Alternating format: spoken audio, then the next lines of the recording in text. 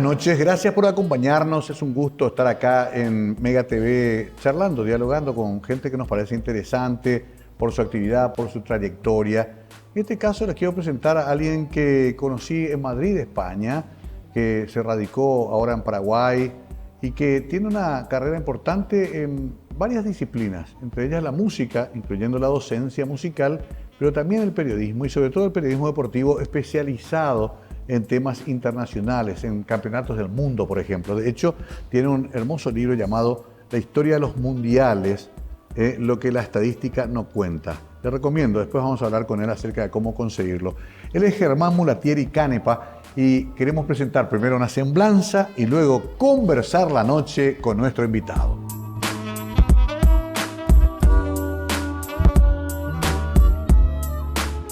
Germán Mulatieri, compositor musical y comentador deportivo, graduado en composición de músicas contemporáneas, compositor de canciones desde los 14 años, tiene más de 500 piezas musicales. Es productor e intérprete, enfocado actualmente en composición para audiovisuales. En el ámbito del fútbol, estudió comunicación de estadísticas de fútbol, especialmente del Campeonato Mundial de Fútbol FIFA, composición y producción del tema de cabecera y de música incidental. Realizó un concurso de composiciones clásicas para autores de toda Europa y todas las edades. Escribió varios libros referentes al ámbito futbolístico, como programa La Ruta de la Copa, basado en la estadística de los mundiales desde 1930 hasta el 2022, Historia de los mundiales, lo que la estadística nos cuenta, Asunción 2014, e Historia de los mundiales, lo que la estadística nos cuenta, podcast Madrid y Asunción 2022.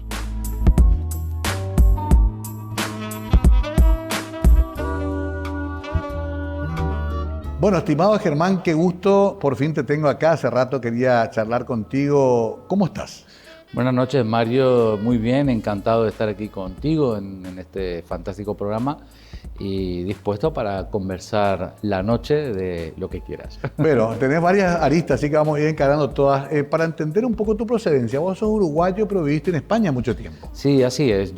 Mis papás son uruguayos que se mudaron a España cuando yo tenía 1 año, así que ya me sentí en España. Fui educado por los catalanes, luego ya la facultad la hice en Madrid. Sí. Y circunstancias personales de la vida me trajeron a Paraguay. Sí, circunstancias que conozco porque Liz, su querida esposa, es muy amiga también, una persona que queremos mucho. Un saludo para ella, que seguro va a estar viendo.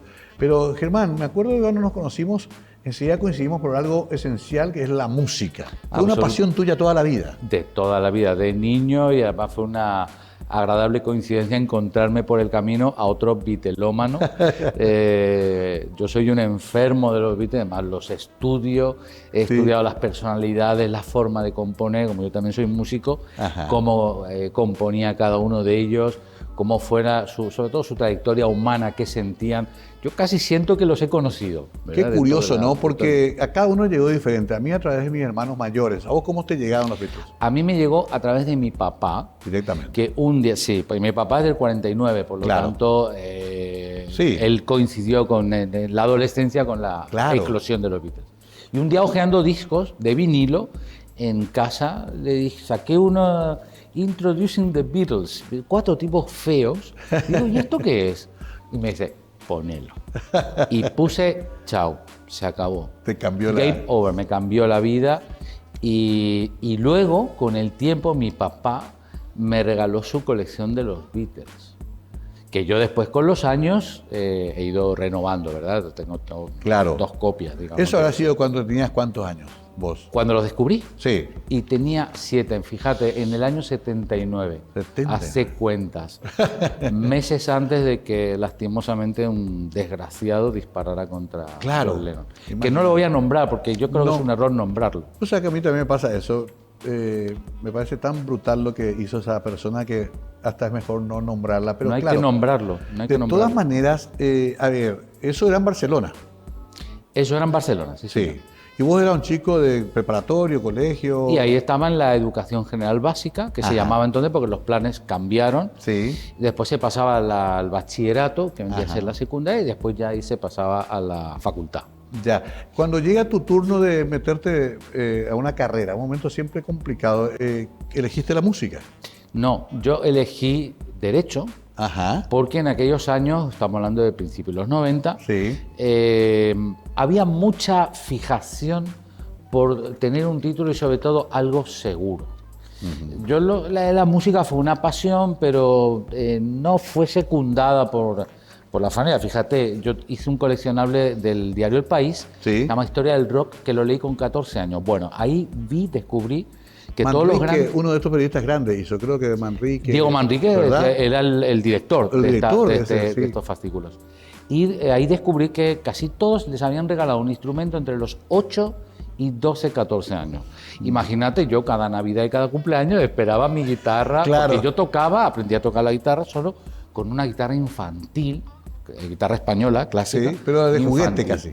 Casi de juguete, pero no tenía ninguna, era tanta la pasión, Mario, que yo me iba con la guitarra infantil a la escuela o al instituto, Claro. a tocar y mostrar en los descansos y bueno, ya esa edad, O ya sea, sabes. el abogado era invadido permanentemente por el músico. Por la música, la música. Hasta que te absolutamente. decantaste ahí. Y después, no, antes hice estudié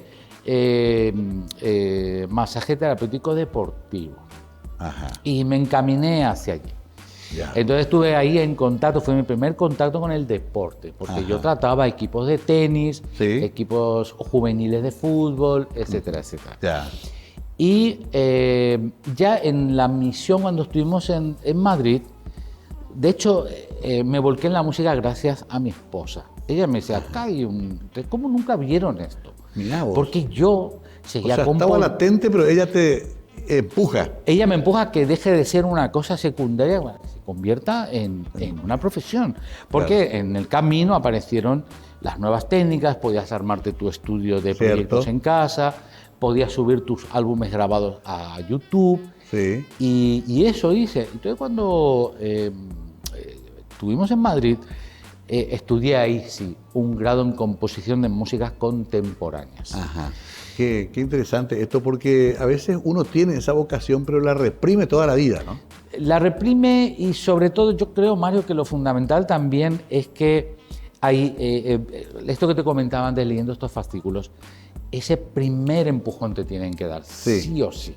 Es muy difícil hacerse uno solo, a pulmón, digamos, ¿verdad? Sí. Siempre hay un empujón, aparece alguien que más o menos te encamina. Qué interesante, porque después esto sigue con composiciones, producción musical, Sí. tu paso por academias. Así mismo, sí. Después ya empezó a salir trabajo, ¿verdad? Yo lo primero que hice cuando terminé el grado, porque la música es un oficio, Sí. de no perder el músculo. Sí. Estamos hablando de música para orquesta, música sinfónica, ya música para Haces composición audiovisual. y arreglos. Sí, sí, Ok. sí, también. Ahora mismo estás haciendo más para audiovisuales, que es todo un Sí, mercado. ahora estoy ya más enfocado hacia el audiovisual, pero como te decía, cuando terminé me presenté a 2 concursos musicales. Sí. Uno, el primero así de entrada me aceptaron, lo que pasa es que al final no fui, porque era en Croacia.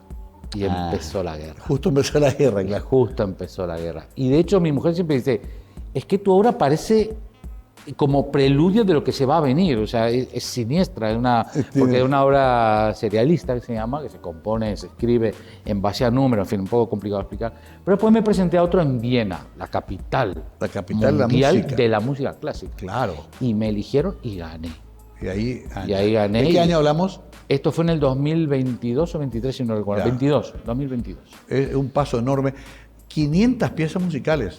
Sí, contando todo lo que Claro, he escrito, productor, contando intérprete. desde la primera canción a los 13 años hasta la última Claro. que hice. Ya. Muchas de ellas, la mayoría instrumentales. No, la mayoría, bueno, ahora mismo tengo dudas porque cuando hice el grado escribí un montón, te envían a hacer, Claro. que se llaman modelos, que son instrumentales, Sí. pero yo creo que van a estar 50-50. 50-50. Porque los primeros años, antes de recibir esa formación clásica musical, escribía música en base a la guitarra, en fin, como se ha escrito A en mí los últimos 50 sabés que me años. apasiona la música, pero nunca me animé a dar ese paso. Y quiero preguntarte unas cosas. Por ejemplo, un audiovisual, vos lo ves y le vas creando la música. Hay una música incidental, se llama. Sí, Eso haces también. sí.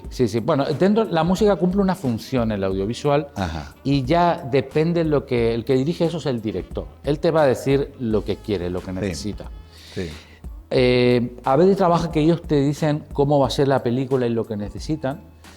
Los directores también son artistas, entonces a veces te hablan en abstracto, ¿verdad? Un poco como hacía John Lennon. Quiero oler el serrín cuando compuso For the Benefit of Mr. Guy, ¿no? Claro. Quiero oler a serrín, a circo, Para el circo. a aquel. humedad, ¿no? Y los directores a veces también se expresan de esa manera. Sí. Después hay otros que te dicen, mira, yo te doy el tráiler o la parte de la película donde quiero que haya tu música para que capte bien. Y te digo, acá quiero que el público tenga miedo. Entonces te muestro la imagen Sí, y genial. vos con la música reforzada. Entonces hay distintas maneras de trabajar con los directores. Leí un libro de un gran autor alemán, Schwanitz, que explica que los compositores clásicos dominaban tanto esto que podían hacerte llorar amargamente con un simple cambio de tono. Sí. Con una variación, con alguna... ellos eran capaces de, sin palabras, transmitirte lo que después vos sentías. Alegría, euforia, tristeza. Así es, O sea, la así música es. tiene ese poder. Tiene ese poder. La música es algo muy misterioso, como decía el director académico de la facultad donde estoy enseñando ahora. Sí. Tiene es algo místico, es algo inexplicable. Inexplicable. Te pongo un ejemplo. Nos pedían en la facultad, cuando estudiaba, Sí. hágame un modelo. Hacer un modelo es componer una obra que suene a. Bueno, te pedían de Bach y más o menos te puede sonar a Bach. A Beethoven también. A Mozart es imposible. A Mozart te sale infantil. Entonces Mozart... Sale una imitación mala. Sí, Sí, uno Mozart quiere- el problema que tiene es que es un infantil maduro. Es una cosa muy difícil de explicar porque te transmite entiendo. una cantidad de emociones Sí. adultas, pero su música a menudo suena a juguetito.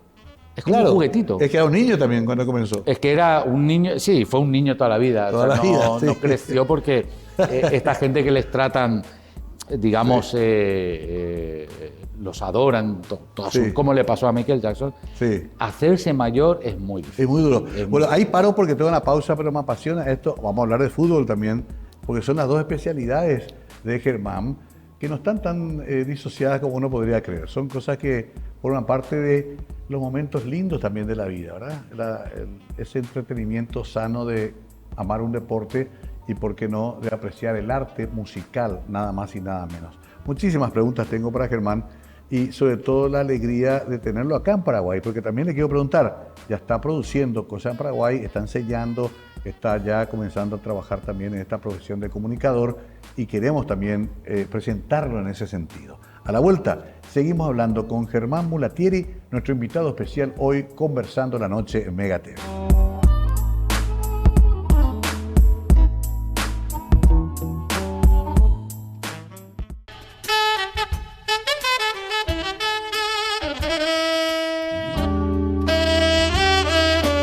Estamos con Germán Mulatieri, nuestro invitado especial, ya lo dije al principio, él es músico, también periodista, comunicador, pero sobre todo estamos recorriendo un poco ese mundo en el cual él se metió para formalizar su gusto por la música.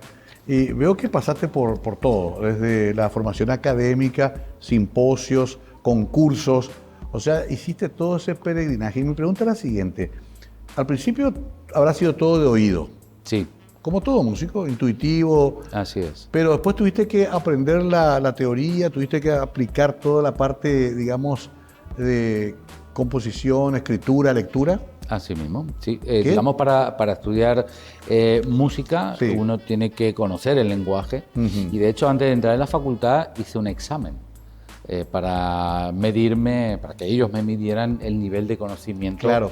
de partitura. Cuando imaginás un tema incidental o vos tocás y escribís, ¿cuál es el proceso creativo? El proceso creativo puede ser los dos. Los dos. Ahí justamente te enseñan a que lo ideal es que, es decir, los grandes temas no tienen motivos muy complicados. Ajá. Entonces uno puede ir al piano, que es el mejor instrumento para componer, Sí. y buscar el motivo sobre el cual va a girar toda la... El motivo es la todo parte el que uno tema. más recuerda del tema. Claro, el motivo sería, por ejemplo, Indiana Jones, Sí. o algo más fácil, Tiburón, cuando se acerca el tiburón, Sí. que son dos notas, un semitono, que cuando John Williams se lo presentó a Spielberg me dice, pero me está Sí. farreando, esto no puede ser. Espera que lo vamos a tocar con trabajo, Sí, con claro. violonchelo, y ahí vas a ver lo que... Ah, Sí. bueno, yo te dejo. Sí, sí, Spielberg sí. fue muy buen director de músicos porque les daba libertad. John Williams vi su documental y en el piano hace los primeros sonidos de Tiburón. Y cuando le mostró a Scorsese dijo, esto no es nada todavía. Y Eso después es. le mostró... Y después, claro, la idea. después le mostró la primera grabación, Sí. y el otro dijo, ah, ok. Ahora sí. Ahora o sea, sí. hay ese proceso... El proceso es normalmente, pero también hay veces que en la cabeza ya tengo más o menos la idea y ya la escribo. Entonces Claro. es un generador de partituras que viene con su banco de sonidos y ya te haces una idea. Ahí te meto el tema de la IA.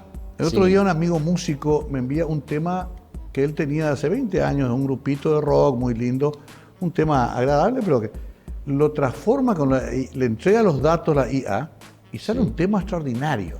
Qué peligroso, ¿no? Es peligroso, es peligroso. Yo este tema de la IA a mí me inquieta un poquito. Ajá. Ya hay programas Sí. que tú le pones cómo quieres que sea el tema y te hace un tema. Sin ni siquiera suena Claro. para suena lógico. tiene lógica, suena bien, además tiene unos bancos de datos de sonido Claro. muy buenos Que toma de todas partes. de todas partes, entonces tienes un producto acabado, producido. Sí. Pero como venimos de una generación que se escribía música de otra manera, Sí. son temas, diría yo, sin alma. Y aquí entramos a Sí. lo que decíamos antes, ¿verdad? La música es algo misterioso. El compositor pone su alma, pone su drama, su dolor, pone su alegría también. ¿No será que vamos a Conecta tener, con el- con perdón, el- ¿no será que vamos a tener que interactuar entre eso y ponerle nuestra impronta encima a eso de crear la IA? Eso, pero va a quedar algo que es como hacer pasta con salsa, ¿verdad? Nosotros pues hacemos la pasta y le echamos la salsa encima. Sí. Bien no, hecha. No todo junto. No, claro, se tiene que cocinar juntos la salsa y la pasta, sobre todo en la última Ahora hay parte. una discusión de derechos también, porque incluso algunos países han logrado legislar para que no invada esa música sin autores o compuesta por corporaciones que reemplaza la música disponible en plataformas, por ejemplo, ¿no? Sí, pero también leí el otro día que Spotify ya está a punto de dar el ok para subir a su plataforma grupos que no existen. Que no existen. Y de hecho leí hace poquitos días que hay un grupo, creo que es japonés o coreano, creo que es coreano, Sí. que está arrasando en todo el mundo y es un grupo virtual. Entonces, Bueno, da un poco de miedo, pero sobre todo uno rescata de vuelta lo que conmueve en serio es ese sentimiento humano que se transmite en la música, ¿no? así es, Desde Mario. Mozart hasta Lennon, ¿no? Así mismo. Eh, Algo que el compositor, insisto, volcó toda su... Sí, sí. A nosotros, por ejemplo, somos beatlómanos, nos parece y sentimos que Paul McCartney es un tipo que se sienta en 20 minutos te hace un tema. Tremendo. Pero ahí hay dolor. Él ha conseguido algo que casi ninguno consigue, que es sintetizar Claro. su vida personal, sus dolores, también sus alegrías, Sí. y Claro. volcarla, pero con muchísima rapidez. Sí. Normalmente los músicos tienen que antes beber o pasar por un proceso real, actual de dolor, y ahí volcarlo en la música, ¿verdad? Sí, siempre rescato la famosa anécdota de Yesterday, que él se despierta en la casa de Jane Asher Sí. y se va al piano y toca algunas partes de Yesterday y él cree que es un tema copiado. Él Sí. desconfía de que no sea de Y él. les confía que no sea, no Hasta se lo creía. Él no se lo creía porque era obviamente una gran canción y le ponen el famoso título Scrambled Eggs, Sí, porque todavía no tenía la letra. sí. De huevos revueltos, Scrambled Eggs, y después le lleva a George Martin y dice, no, esto es tuyo. Esto es nuevo, sí. Esto es nuevo. Sí, sí, sí. Pero claro, ahí ya entra ya, convengamos, Germán, una dosis de genialidad innata, ¿no? Sí, Pero volvemos a lo mismo. Estamos hablando que esa canción la escribió un ser humano de 22 o 23 años, que 6 o 8 años atrás había perdido a su madre. ¿Cierto? Si uno escucha, y esta es hermosa, es de hecho la canción más versionada de la historia. Sí. Pero hay una tristeza detrás. Sí. Enorme. Total. ¿Quién ha conseguido escribir? Y sobre todo, Mario, una tristeza profunda. Totalmente. Te llega esa tristeza. Bueno, ahí hay una conexión con John, que también perdió a su madre, obviamente. Y ellos dicen cosas que diría un señor de 50 años. I'm a loser, ¿verdad? In my life. Exactamente. Cuenta toda una biografía y tenían 24, 25 así años. Mismo, así, y sorprende. Y nadie ha vuelto a escribir con esos niveles de conocimiento del ser humano como escribieron ellos. Y a eso se agrega, y eso sí, yo ya soy más neófito en la materia voz, variaciones de acordes, combinaciones que eran muy novedosas y siguen siendo muy innovadoras. Sí, pero ahí, sin dejar de lado la genialidad de estos dos, tenían al lado a un productor que era músico profesional. George Martin. Un productor además que no es la imagen que nos ha quedado del productor que dirige al grupo, sino que es un déspota, que es una especie de dictador. Exactamente. Él les dejó hacer a estos chicos y cuando veía que... entonces bajaba muy al estudio, muy respetuoso. Un gentleman. ¿Qué les parece si hacemos esto?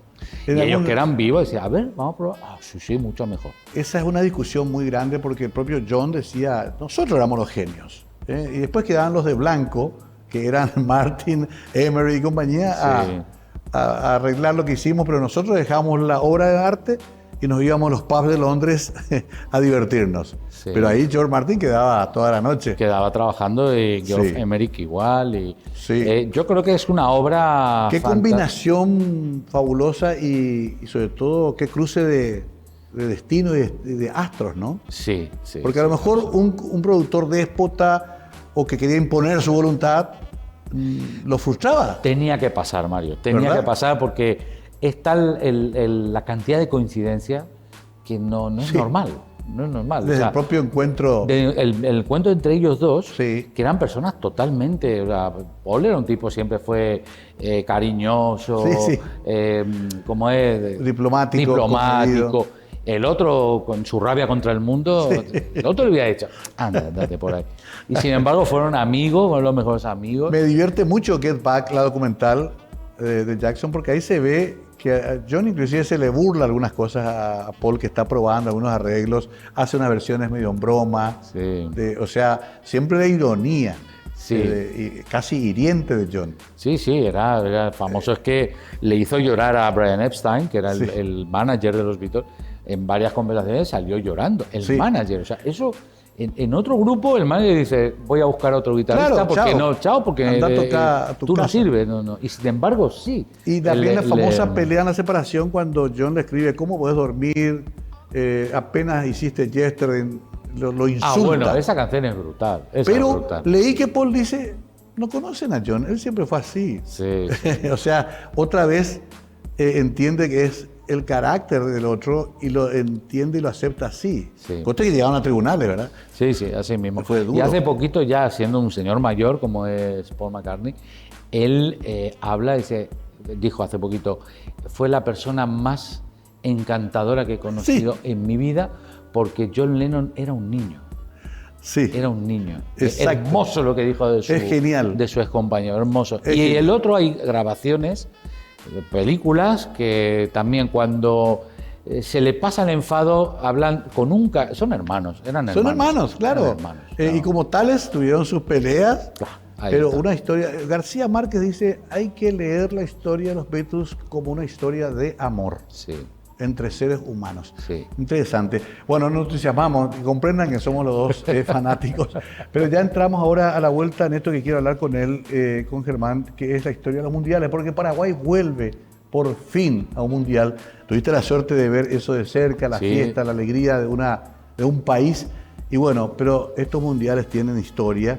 Y gran parte de su tiempo también Germán destina a esto que es apasionante como es el fútbol. A la vuelta hablamos de eso, dejamos a los Beatles tranquilos un rato y vamos al mundo del fútbol que también nos apasiona con Germán Mulatieri, nuestro invitado especial.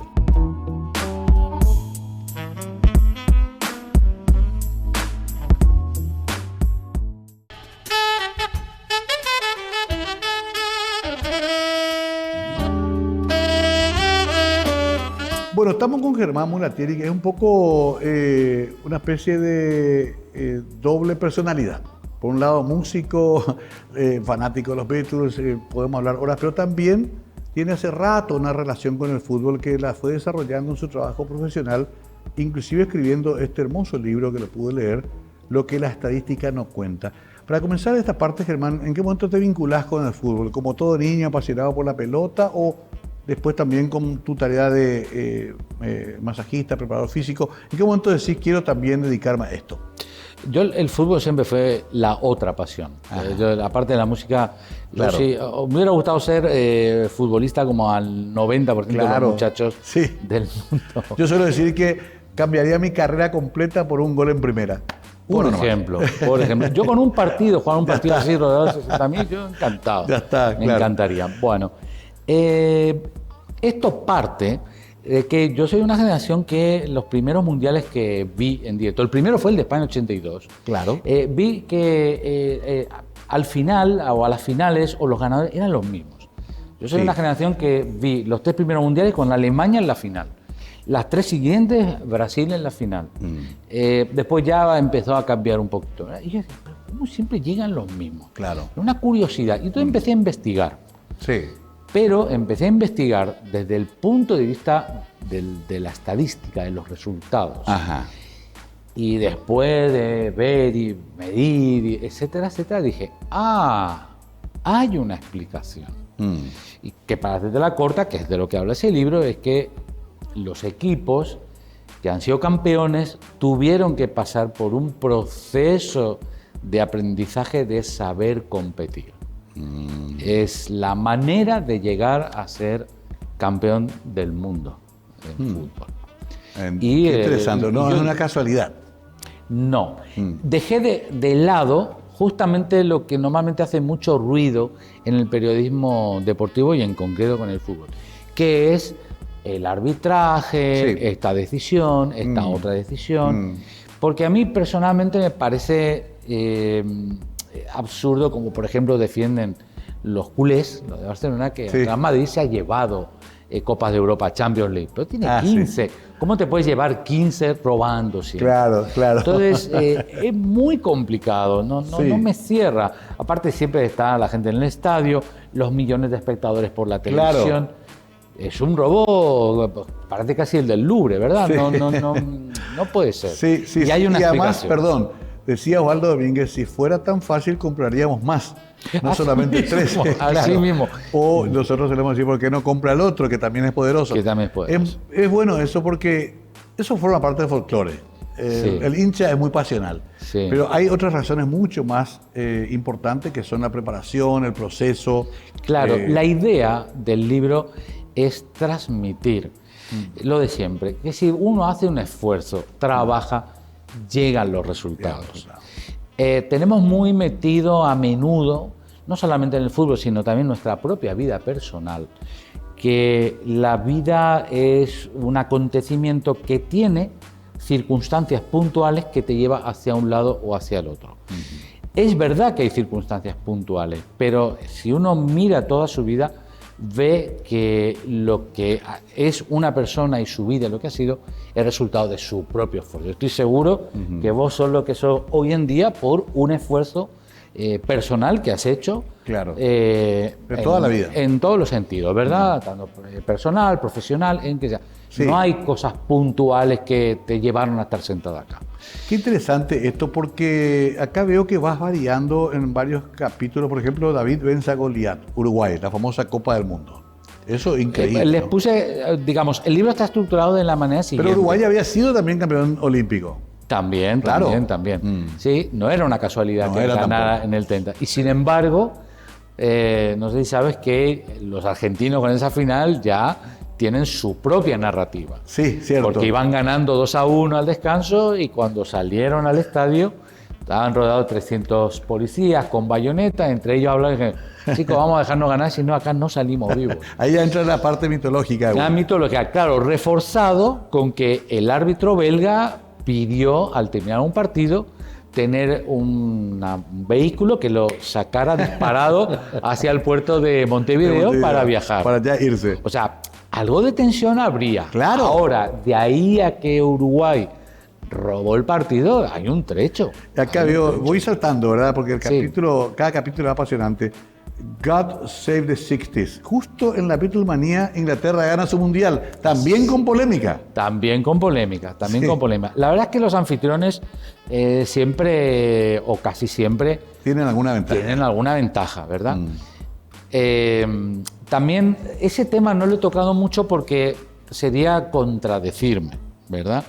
Pero sí es verdad que hay algunos mundiales que han sido un poquito más conflictivos que otros, ¿verdad? Todo está acá. Les quiero aclarar. Después vamos a decir si todavía está el libro o hay que esperar una reedición.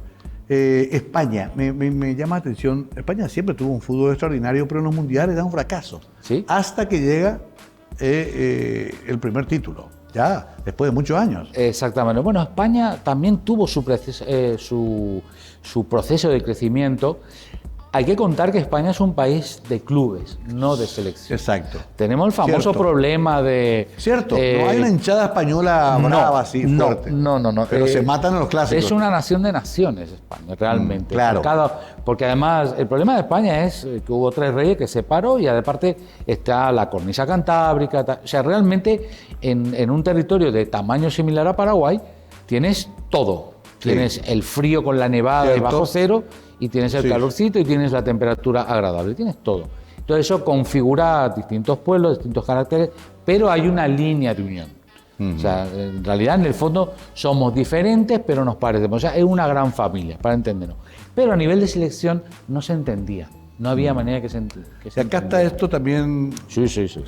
observado, analizado. Sí, está más sobre todo el aspecto de los resultados del por qué siempre falla. En España yo me volqué en el victimismo. España es también una cultura victimista. Ahí de que le nos damos pasaba. Sí. Es eso, Sí. ¿eh? Entonces yo dije, no, victimismo nada.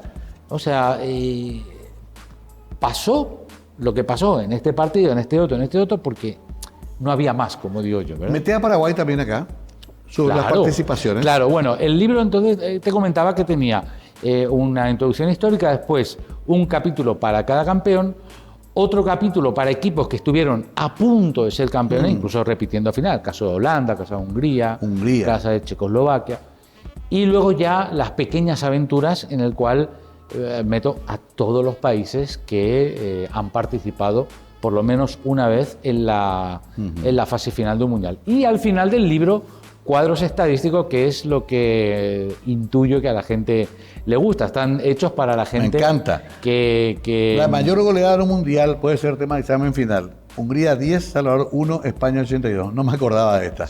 No me acordaba. Sí. Qué bárbaro. Acá veo también primer equipo sudamericano en ganar mundial, Uruguay, 1930. Y Italia después el primer equipo europeo en ganar mundial. Sí. O sea, siempre entre Europa y Sudamérica estamos ahí nomás, ¿eh? Y sí, son los dos únicos que tienen campeones. Claro. África ahora para el próximo mundial, Mario, Está tiene creciendo. tiene un candidato Cuidado con que es Marruecos. Marruecos. Claro. Marruecos Y luego con CACAF un poquito más complicado. Hacia Oceanía yo creo que todavía están un poco lejos para ganar el torneo. Para llegar. Tenés cuadros, tenés Sí. estadística de campeones. Exactamente. Cuadros con cada selección. ¿De dónde? ¿En qué posición quedó en cada...? Un trabajo enorme, o sea, te dedicaste toda la vida a anotar, a ver revistas, después internet. Esto fue la información la saqué de revistas, de libros y de la red, sí. Claro. De una combinación de muchas. Por supuesto, en mi computadora tenía 2000 Excels y operaciones matemáticas. Ahora, me imagino que también habrás tenido que revisar muchos mitos y leyendas. Sí, tengo en casa libros Ajá. que están basados más en la parte folclórica, como tú le llamabas, pero yo saqué esa parte. Porque antes comentaba Inglaterra, por ejemplo, que ganó en el 66, en plena Beatlemanía, un poquito antes que sacaran el Sgt. Pepper's. Bueno, Inglaterra gana esa final, como todos los futboleros sabemos, con un gol fantasma, dudos y tal. Bueno, que si había VAR no se cobraba. Efectivamente. Y Inglaterra es campeona. Nunca más fue campeón. Nunca más. Nunca más. A pesar de ser la cuna del fútbol, dicen. Sí, sí, así mismo. Nunca más. Ellos se quedaron estancados. Y en el tienen tiempo. la liga también. No, la Premier League es la mejor del es mundo. una- Para es mí es una verdad. cosa espectacular. Pero, ¿cómo cuesta que...? Es fabuloso este tema, yo hablaría ahora también, vamos a preparar el último bloque, pero quiero también preguntarte esto antes de la pausa. Sí. El próximo Mundial va a ser distinto. Va a ser distinto porque hay... Participantes por división de 3 países, es muy distinto, ¿no? Muy distinto va a ser porque, sobre todo, el primero hay un partido más para ser campeón. Entonces, Ok. yo creo, hay más días, va a durar un poquito más. Creo 8 que son partidos. 48 partidos, Sí. 40 días en vez de 30. Pero va a ser un torneo que lo va a ganar el que esté físicamente mejor. Físicamente Yo mejor. creo que sí. Y ya, no sé si es el primero, ya con toda la tecnología dispuesta. No sé si tuvimos VAR en el anterior. No entendí, ¿con París? Claro, la tecnología del VAR. No, el VAR ya estaba en Ya estaba. Qatar. Ya estaba en Qatar. En Qatar ya estaba, ¿cierto? En Qatar ya se usó en todos los partidos, 2 veces en cada parte, Sí. menos en la final. En la final no se usó. No se usó. En la final no se usó. Esas cosas raras que tiene el Sí, fútbol. la cosa que no Sí. consiguió. Entonces, el árbitro polaco dijo, yo me valgo por mí mismo, Ujú. etcétera, etcétera. De haberse usado el VAR, yo, por ejemplo, el primer penalti creo que no se hubiera cobrado. Pero también siempre digo en el programa que honor al campeón. Claro. Porque siempre. fue el que mejor compitió. Sí. Con cosas a favor o no, fue... Sí, sí. Por ejemplo, otro ejemplo, España 82, España en la primera fase, o sea, si no le favorecen los árbitros como le favorecieron, No pasaba. No pasaba. Iba a pasar Honduras e Irlanda del Norte. Claro, que O eso era Jordan. un chasco. Sí, era un chasco total. Sí. Y sea- todo con ayuda, no pasó de la segunda fase. Bueno, después voy a entrar un poco en eso porque está también lo fortuito, lo impensado, ¿no? Sí. Menotti solía decir cuando decían, sí, pero Holanda pegó un tiro en el parante, Sí, minuto antes 5 de- minutos antes de terminar Sí. el partido. Sí. Y la respuesta de Menotti fue, y bueno, prueben jugar fútbol sin arcos. Vamos a hacer la pausa y volvemos con Germán Mulatieri para hablar de esto que nos apasiona tanto y con un Paraguay que vuelve por fin al Mundial. También le voy a preguntar acerca de eso. Ya estamos con la última parte después de esta pausa.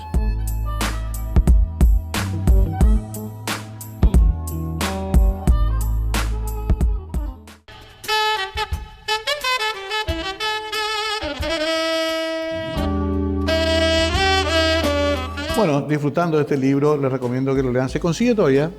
No, esta fue la primera edición que ya se agotó y estamos preparando la siguiente edición de Ok. cara al próximo Mundial. Acá lo tengo, se llama Historia de los Mundiales, lo que la estadística no cuenta. Bien, Germán, quiero ir rápido a un pimponeo porque nos quedan 10 minutos. Sí. Mejor jugador del mundo ahora. Para mí Mbappé.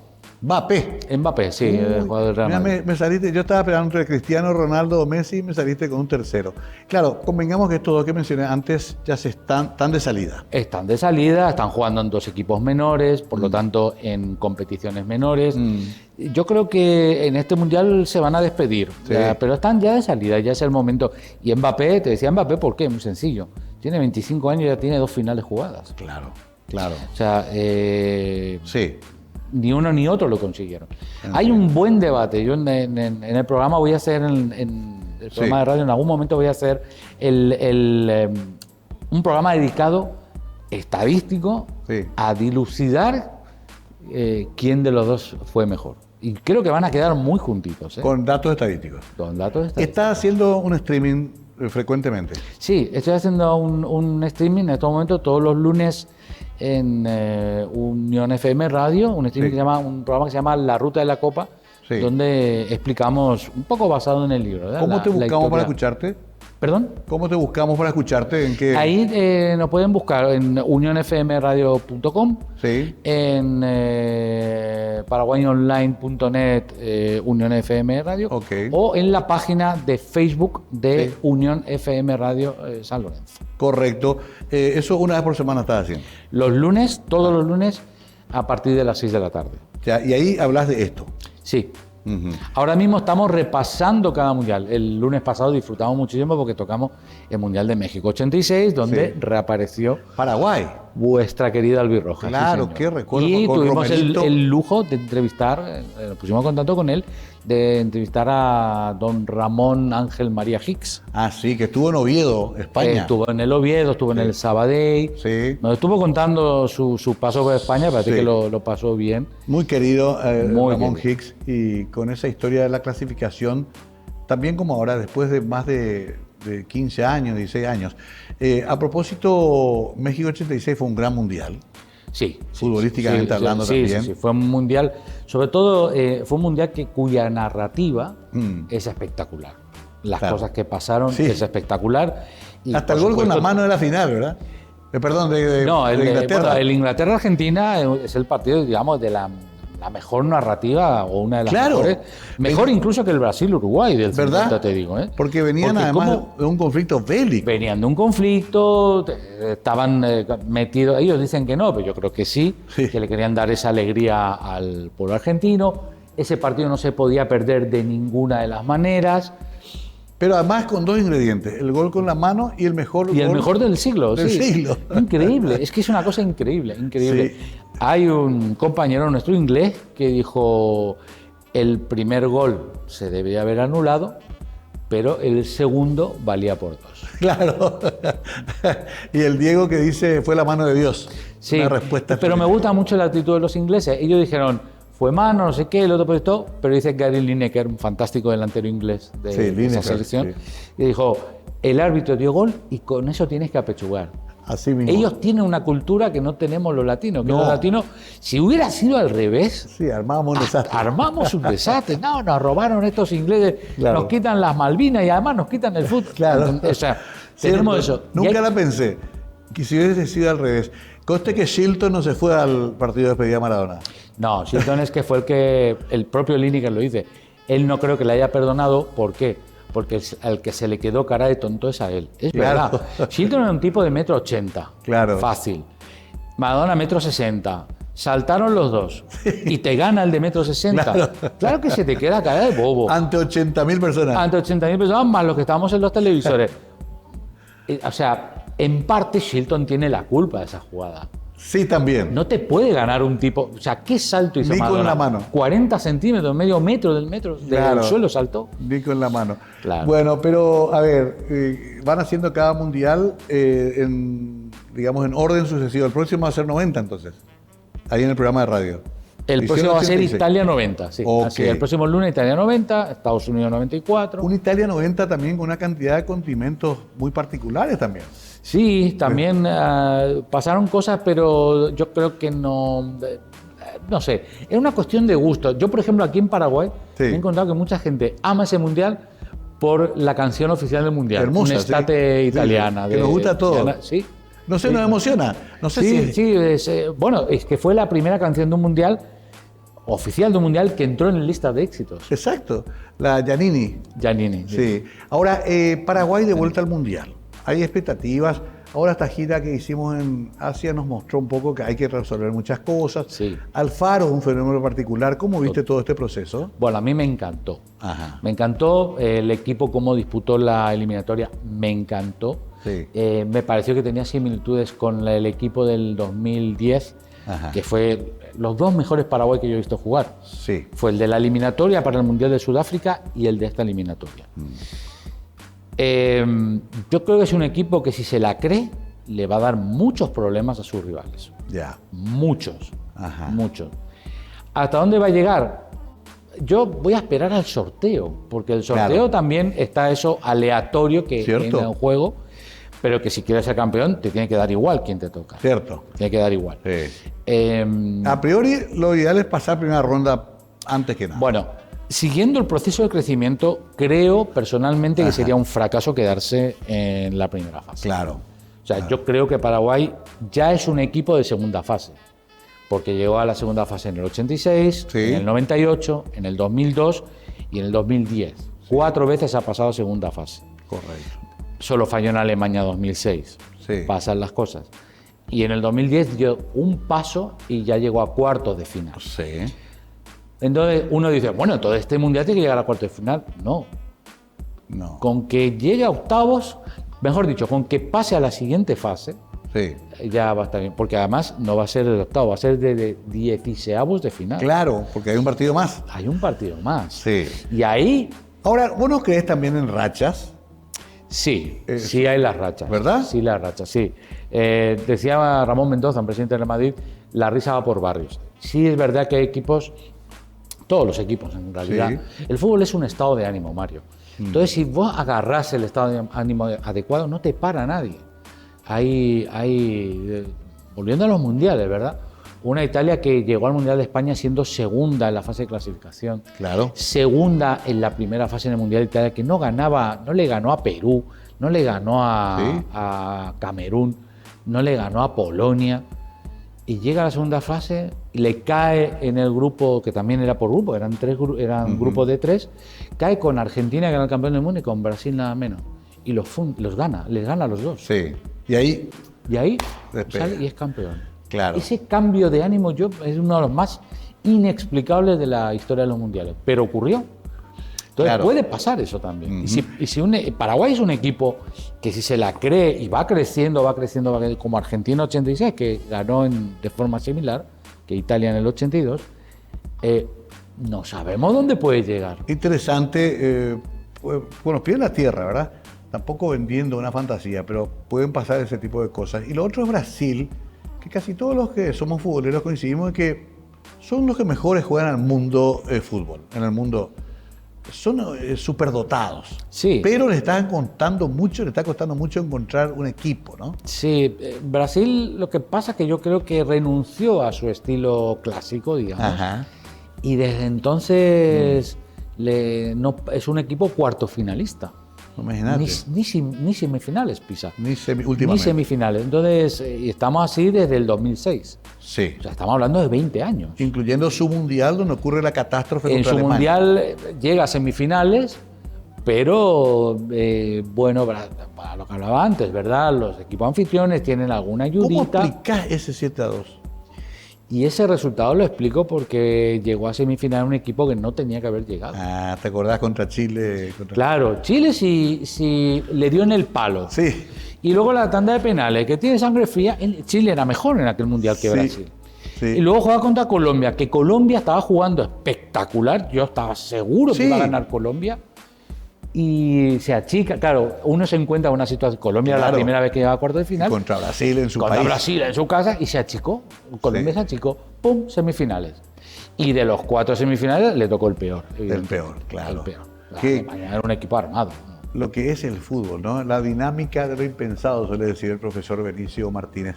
Y muchas veces se cumple eso, aunque haya todo un proceso, hay un momento en que dependemos, como Argentina, de esa última jugada del Dibu Martínez, o como en otros momentos en que ocurrieron cosas absolutamente imprevisibles. Puede pasar también. Eso es lo lindo también de este deporte. Sí, es muy lindo. Tiene ese factor inesperado, digamos. Ajá.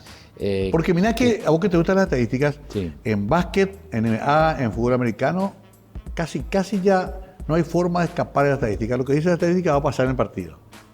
Hasta a mí me da rabia porque te cuentan, este agarró 20 rebotes, nunca ganó luego en los últimos 3 minutos, Sí. y ya no.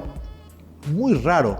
El fútbol, sin embargo, eso a veces no es tan definitivo, digamos. Pero el fútbol en ese sentido es más realista que el baloncesto, porque en las matemáticas, cuando estudiamos matemáticas en el colegio, Sí. a nosotros nos enseñaron que como dicen muchos periodistas, la estadística está para romperse. Es verdad.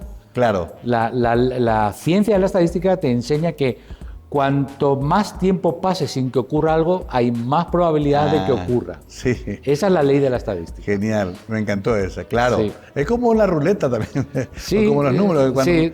Ese que no vino en toda la noche, capaz que ahora caiga. Claro. No el que vino hace un rato. Así mismo. Sí. Pero yo creo que hay mundiales que también se explican en el libro, que ve los 4 semifinalistas y dice, ¿y esto? Hay por lo menos 2 que se han colado, ¿no? Sí, Me estoy acordando ahora del de Corea y Japón, Sí. que estaban Brasil y Alemania, bien, pero luego estaba Corea del Sur ¿cierto? y Turquía. Claro, sí, Ya. cierto. Y hay más, fíjate, para que al hilo de lo que estabas diciendo, Sí, en la Eurocopa del 2004, en Portugal, con un Cristiano Ronaldo muy jovencito, el primer partido lo juegan Portugal y Grecia, y el último fue otra vez Portugal-Grecia. Que es la final. En la final. Y que Portugal había perdido el primer partido con Sí. Grecia. Pues en la final volvió a perder con Grecia. Y Grecia campeón del mundo. Después no fue al Mundial de Alemania. Después no fue. O sea, estas Increíble. cosas Por eso no se rompen finalmente las estadísticas. se alguna rompen, vez. o sea, Sí. están para romper. Yo, por ejemplo, en esta primera, desde que hice este libro, Mario, a la siguiente edición, hay que modificar cosas porque la estadística se mueve y hay que- y hay que darle la vuelta. Claro. Por ejemplo, y con esto Sí. te cuento, Italia, por ejemplo, que había sido 2 veces campeón del mundo, después desaparece, pero desde el año 70, como un reloj, llegaba a la final cada 12 años. Sí. Como un reloj. Como un reloj. En el 12 años. 70, cada 12 años. 70, subcampeona. 82, campeona. 94, subcampeona. 2006, campeona. Cada 12 años y alternaba campeón, subcampeón. Bueno, se nos acabó el tiempo, Se Germán. Hablaríamos horas. Acá dice en la contratapa, por las venas de Germán Mulatieri corre puro fútbol. Yo le agregaría, y también Beatlemanía. Pero eso no figura acá porque es un libro de fútbol. Nos debemos algún artículo, por lo menos conjunto, sobre los Beatles también.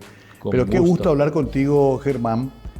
Vamos a escucharte obviamente en streaming. Ojalá te veamos también pronto en algún medio masivo de comunicación. Creo que sería muy oportuno, ahora que llega el Mundial, tener a alguien que nos cuente estadísticas, datos precisos, cálculos, proyecciones acerca de lo que puede pasar en este Mundial que nos apasiona a todos y que por fin tiene a la querida albirroja entre los clasificados. Germán, saludos a la querida Liz y gracias por venir. Muchísimas gracias por la invitación, Mario. Ha sido un gusto. He estado encantado de conversar contigo. Nos debemos Sí. más de una conversación de Beatlemanía y de fútbol. Cómo no, nos quedó corto el tiempo. Germán Mulatieri, síganlo. También estás en redes, ¿verdad? Estoy en redes, Sí. tengo mi página de YouTube, Ok. el tema de música. Como Germán Mulatieri. Como Germán Mulatieri, sí. Ya, Porque y- es un nombre tan poco común que no, Sí, la verdad que acá no tuve que ponerme seudónimo ni Sí. nada por el estilo. Canepa, sí tuvimos uruguayos en Paraguay radicados acá. Sí, lo sé. Sí. Hay una actriz famosa. Una querida actriz, Graciela actriz. Canepa. Así es. Bueno, Germán, quedamos por supuesto en contacto. Gracias a ustedes por acompañarnos. Qué cosa, ¿no? Ojalá lo traigamos a Germán. Después del Mundial nos diga, bueno, incluí en mis estadísticas ahora a un Paraguay finalista. ¿Por qué no soñar? Gracias, buenas noches.